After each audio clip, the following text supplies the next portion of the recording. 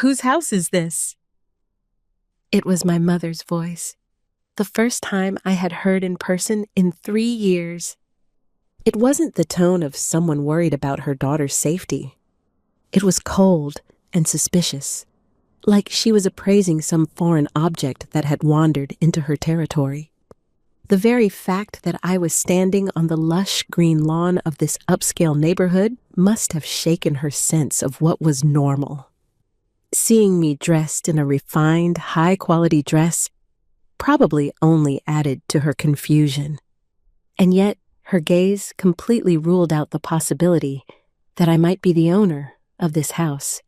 At best, she likely assumed I was some kind of personal assistant serving the wealthy residents who lived here. Nothing more than that. In her eyes, pity and contempt blended together effortlessly. Behind me stood a newly built $1.2 million home, its white exterior gleaming in the sunlight. From the back of a large moving truck, experienced workers were carefully carrying in the designer furniture I had personally selected. And standing in front of me were my father, my mother, and my twin sister, Jenny Fisher, frozen in shock. Apparently, they had been taking a walk through the neighborhood where one of my father's golf buddies lived. On their faces was the exact same absolute judgment of my worth they had shown 3 years ago when they threw me out of the house. To them, I was still the daughter who wasn't worth sending to college, who should be struggling at a minimum wage job in some cheap apartment. It was only natural that this deeply rooted assumption couldn't be reconciled with the reality unfolding before their eyes. They still didn't know. They didn't know who owned this luxury house. They didn't know how far I had come in the past 3 years, far beyond anything they could have imagined. I observed their shaken expressions calmly. I wasn't surprised. I had always known a day like this would come. No, perhaps I had been living all this time precisely for this moment. Somewhere deep inside, I had been waiting for the instant when their faces would be painted with shock, shame, and despair. Before I spoke, I closed my eyes for just a second. What flashed through my mind was the cold, silent dining room from 3 years ago, the place where everything began. The day my college acceptance letter arrived. The cruel words my father said to me that day, words I would never forget. The eventual moment they stood in front of my house was the climax of my own epic story. A story that began with the humiliation I suffered that day. I slowly opened my eyes, looked straight into my mother's, and said clearly, "This is my house." The words pierced the calm summer afternoon like a knife, embedding themselves between them. As if time itself had stopped, the 3 of them froze completely. The color drained from my mother's face, her practiced smile stiffening and cracking in place. My father frowned as though he had just heard a language he couldn't comprehend, his mouth slightly open. And then there was my sister, Jenny. She looked back and forth between my face and the luxury house behind me, her beautiful features twisting with jealousy and confusion. The unwavering affection she had always received from our parents, and the brilliant future supposedly guaranteed by her expensive education. All of it must have seemed to fade in comparison to the value of this single house. The first to break the silence was my father. He stepped forward and spoke in a harsh, interrogative voice. "Kelly, is that really you? What is the meaning of this? Are you joking? There's no way someone like you could afford a house like this." There was not the slightest hint of pride or congratulations for a daughter he hadn't seen in 3 years. There was only irritation at a reality beyond his understanding, and the same old contempt he had always held for me. In his value system, I was still the worthless daughter. 3 years ago, diploma in hand and full of hope for the future, just like Jenny, he had said this to me. We'll send Jenny to a prestigious university. The $65,000 annual tuition is a matter of pride for us. But you're different, Kelly. Investing in someone as introverted as you won't bring any returns. Get a job immediately, leave this house, and become independent. That was all I was given at 18. No congratulations, no encouragement, not even a shred of affection. Just an expulsion notice delivered like a cold business decision. And now, that same man was standing in front of me, looking down on me once again. I answered calmly. Why not? I've been working desperately for the past 3 years. Working? My father snapped. Doing what exactly? His tone grew even more aggressive. He probably suspected I had done something illegal. To him, his daughter's success wasn't something to celebrate. It was an abnormal situation that demanded suspicion. That unshakable prejudice struck me as almost ridiculous. When I didn't answer right away, my mother hurriedly grabbed my father's arm and turned a strained smile toward me. Please stop. Don't interrogate Kelly like that. Oh, my Kelly, this is truly amazing. Such a wonderful house. You really worked so hard, all by yourself. We're so sorry we didn't know anything. Why didn't you contact us, even just once? We could have celebrated for you. Her words flowed smoothly, as if she had rehearsed them in advance. The ability to instantly assess a situation and adopt the most self-serving attitude possible. That talent of my mother's almost inspired a sense of admiration in me, but I could see the calculation behind her words as clearly as if it were written out. They were the kind of people who could flip their attitude just as quickly as they had once looked down on me. If this house hadn't been behind me, my mother would probably still have assumed I was nothing more than a servant in a wealthy household. That speed with which she changed sides spoke more eloquently than anything else about who she really was. My father cut in, interrupting my mother. Don't say such stupid things. This doesn't make any sense.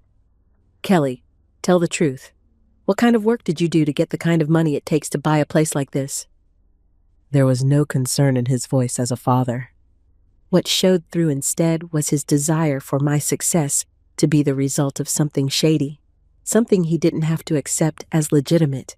More than anything, he was afraid of the collapse of the story he had always believed in, that the outgoing Jenny would succeed and the introverted Kelly would fail. I looked at them one by one. My sister Jenny stood there in silence, her face a mixture of jealousy and confusion as she glanced back and forth between me and the luxury house. Her sense of superiority had always depended on my existence as the unremarkable younger sister. That assumption was crumbling right in front of her. Did they really deserve to hear about my past 3 years? About the night I was thrown out, shivering as I fell asleep in a rundown apartment I'd rented with the little money I had.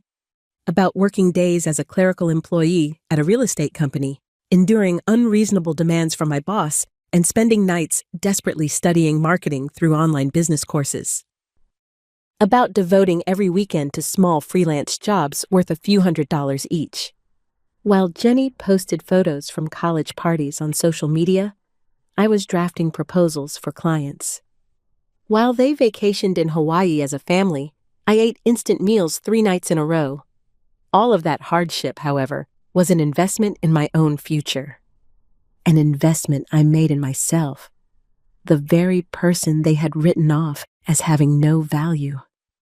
I had no need to make them understand it, and I had no obligation to explain it. I didn't answer my father's question. I simply said calmly, "What kind of work I did isn't important. What matters is the fact that I bought this house with my own strength. The daughter you decided had no value." The words seemed to strike deep. My father faltered, momentarily at a loss for words. My mother's forced smile vanished. Jenny looked away awkwardly. They probably hadn't expected me to bring up the past. Or maybe they had assumed I would forget. But for me, the declaration they made that day had never faded. It had become my driving force. I continued. 3 years ago, you didn't give me a choice. You just told me to leave. But because of that, I became free. Free from your values and your judgments. For the first time, I was able to design my own life. That night of despair, I lost everything. And at the same time, I gained everything. Released from the cage called parental protection, I had no choice but to stand on my own. My clerical job at the real estate company taught me how business really worked behind the scenes. The knowledge I gained from online courses quickly turned into freelance work, giving me small but steady successes. I worked without weekends, and by the end of the first year, my freelance income had surpassed my office salary. The key to success was reading the situation. I found a niche market that no one else was paying attention to and poured everything I knew about digital marketing into it. At first, no one cared, but just as I had predicted, the market expanded rapidly, and my name slowly began to circulate within the industry. I was lucky with connections, too. Clients who appreciated my passion and integrity introduced me to other clients. By my second year, I went from being a sole proprietor to founding a company. By the third year, its annual revenue had surpassed $1 million.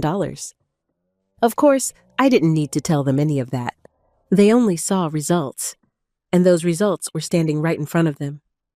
I had blocked them on every social media platform and cut off contact with anyone we both knew. They had no way of knowing what my life had become. They had thrown me away, and in that very moment, they realized that what they had discarded had turned into a shining diamond. My words dropped a heavy silence between us. My father opened his mouth as if to argue, then closed it without saying anything. I could almost hear the sound of his once unshakable world beginning to collapse. My mother glanced anxiously at his face. Jenny looked down, as if she herself were being accused. The silence was broken by a broad-shouldered man who appeared to be the moving company's site supervisor. He approached me while checking the documents in his hand. Miss Fisher, as scheduled, will move the large server racks into the second-floor office of Fisher Enterprises. May I request your confirmation as its CEO, ma'am? I saw all three of them freeze as they came to realize who I really was. My father's eyes widened in disbelief. My mother murmured, "Fisher Enterprises? A company CEO?" under her breath. Perhaps they had assumed I was simply a highly paid employee at best, but the fact that I was the owner of a company, more than the value of the house itself, forced them to confront the true scale of my success. I smiled and nodded to the site supervisor. "Yes, please go ahead. The wiring team will come in this afternoon, so installation alone is fine." My father stared at me, stunned, as I issued instructions with practiced ease. The expression on his face shifted from shock to confusion, and then gradually to unmistakable panic. I didn't miss that change. I could practically see the calculator in his head working at full speed. Daughter, worthless, expelled. Daughter, CEO, luxury house, assets. That calculation determined his next move. As if entering a business negotiation, my father suddenly changed his tone. "Kelly!" He called my name in a fawning voice I had never heard before. "So, you're running a company now. That's incredible. Truly, I have to say, I see you in a new light." I looked at him quietly. The abruptness of his transformation was so extreme it was almost comical. His forced praise continued. "No, really, this is impressive. This makes your father proud. Right, dear?" He turned to my mother for agreement, but she still hadn't fully processed the situation and only nodded vaguely. Well, actually, my father finally got to the point. I'm in a bit of trouble. My business hasn't been doing very well lately. Cash flow's been getting tight for some time now. Choosing his words carefully, he began to confess that his business was failing. My mother clung to his arm and looked at me as if she were on the verge of tears. Jenny watched him with concern as well. Right there in front of me, they began performing the role of a pitiful, struggling family. I stayed silent and watched their act. I see. This was it. The moment they grasped the scale of my success, what came to their minds wasn't congratulations or regret. It was usefulness. The daughter they had once discarded as worthless now looked like a source of money, a lifeline to save them from ruin. The sheer ugliness of it made me feel sick. Perhaps thinking I was starting to sympathize, my father pressed on. Jenny's tuition, to be honest, is becoming very difficult to cover. At this rate, she might have to drop out of college. The instant I heard that, something inside me went ice cold. Jenny's tuition. That was the reason I had been thrown out of the house. What had once been their absolute justification was now being used as a tool to extract sympathy from me. My mother stepped closer, picking up where my father left off. Kelly, please. She reached for my hand, but I instinctively pulled it away. Come back to us as our daughter again. You're a successful CEO now. Help your family. Please help your family. I looked down coldly at my mother's hand, left hanging in midair.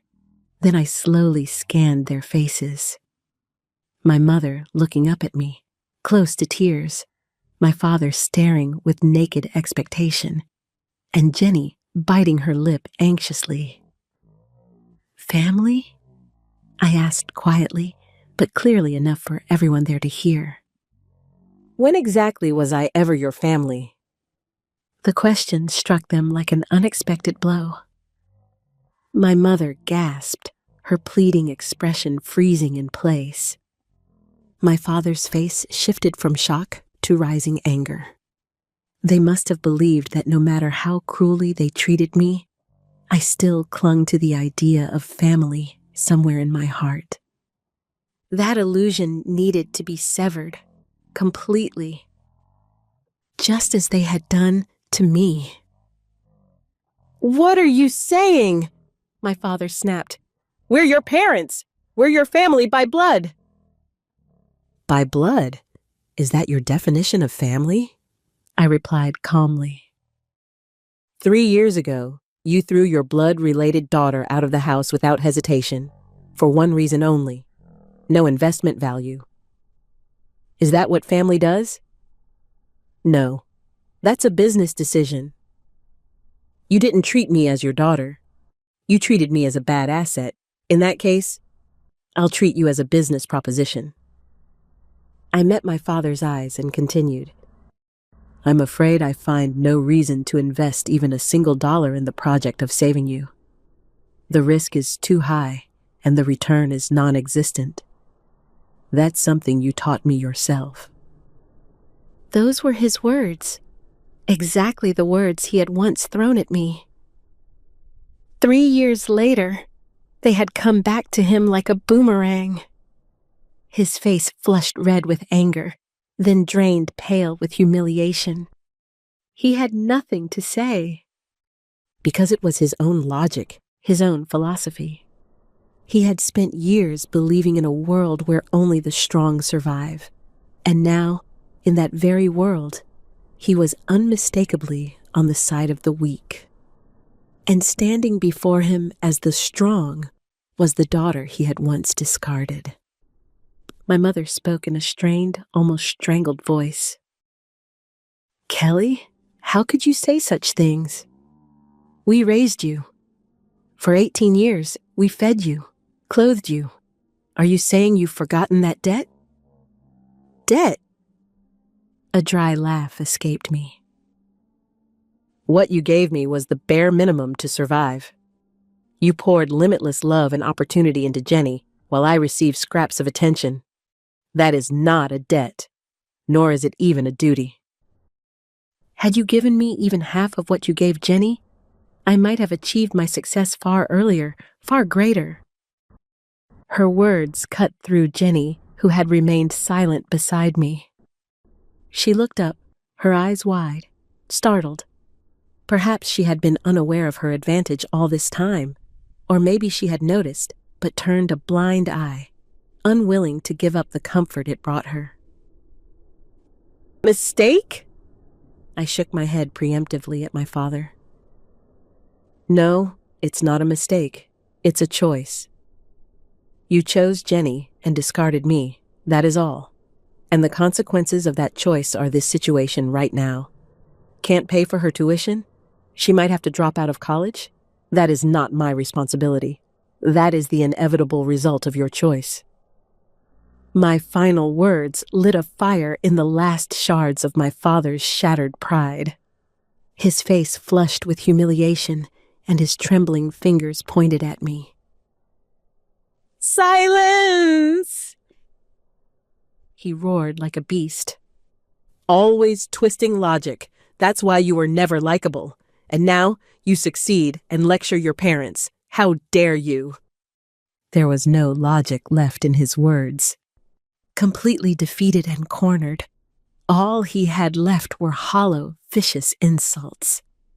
And that final, desperate lashing out revealed his true nature perfectly. He never admits fault.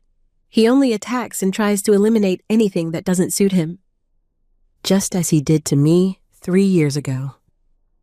Seeing that hideous truth, I understood completely. These people will never change. I turned my back and began walking along the stone path leading to the front door of my new home. Behind me, I heard my mother shout, "Wait, Kelly, don't go." But I didn't turn back. I am no longer your daughter. Placing my hand on the heavy oak door, I delivered my final words. I am Kelly Fisher, founder and CEO of Fisher Enterprises.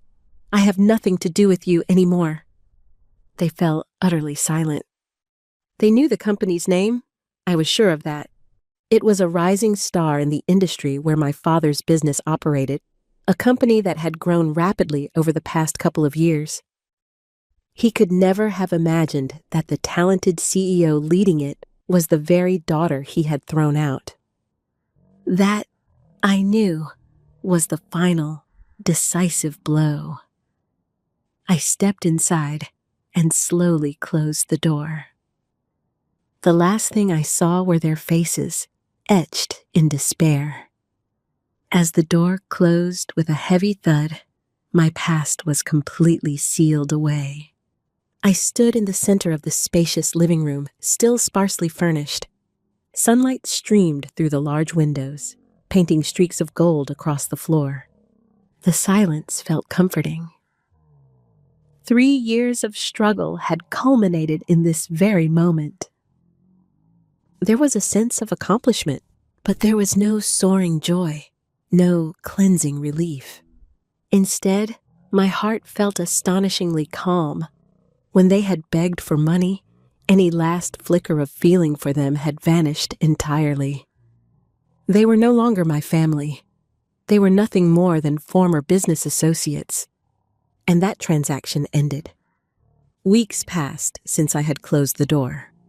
My daily life revolved around managing my company, leaving no time to dwell on the past. I had grown accustomed to life in the new home, and long evenings immersed in work in the spacious office brought me a fulfillment I had never known. One afternoon, my personal assistant called me with a hint of unease. "Ma'am, Miss Jenny Fisher is on the line. She says it's about college tuition and insists on speaking with you directly." I paused, my thoughts halting. Jenny, what could she possibly want now? I had instructed my assistant not to connect any calls from family. Still, the word tuition piqued a small spark of interest. "Put her through," After a brief pause, Jenny's displeased voice came through the receiver. Kelly, it's me. Yes, that's right. What do you want? My voice sounded colder than even I expected. Let me get straight to the point. Because Dad's company is failing, my tuition can't be paid. So, logically, you should cover my tuition from now on. That's how it should be, so take care of it. It wasn't a plea. It was as if she were delivering a decree. Jenny truly believed it was my duty to use my earnings for her. I answered quietly. I refuse. There was a brief silence. Then Jenny's tone suddenly changed. What? Refuse? Wait a minute. The money you make is thanks to Mom and Dad raising you in the first place. Don't you think you can help out a little? Is that too much to ask? Her outrage was exactly what I expected. Deep down, she still thought she was superior. She believed my success was a fluke, that I was supposed to be supported, and that she was entitled to that support. You're living in a luxury house, spending extravagantly, and you don't even care that Dad and Mom are miserable because of it. You should think about your family, at least a little. You ungrateful. I listened silently as she vented. Then, when she finally ran out of breath, I spoke calmly but clearly. Jenny, you still don't understand anything, do you? What do you mean? I lifted the receiver slightly from my ear and continued in a steady voice. The money I earned wasn't because of any help you gave me. It was because you kicked me out, and in a way, I'm thankful for it. Without the weight of your expectations, I was free to carve out my own path. Don't be ridiculous. Which one of us is being ridiculous, I wonder? I continued.